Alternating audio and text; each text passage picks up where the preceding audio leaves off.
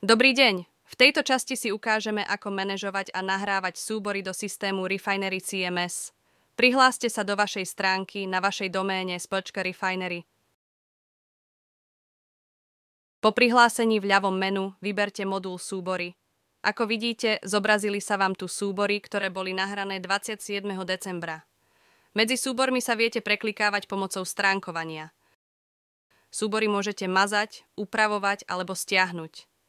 My si ukážeme, ako nahrať dva nové súbory do systému. Klikneme na nahrať nový súbor, prehľadávať a vyberieme viac súborov naraz. Klikneme otvoriť a uložiť.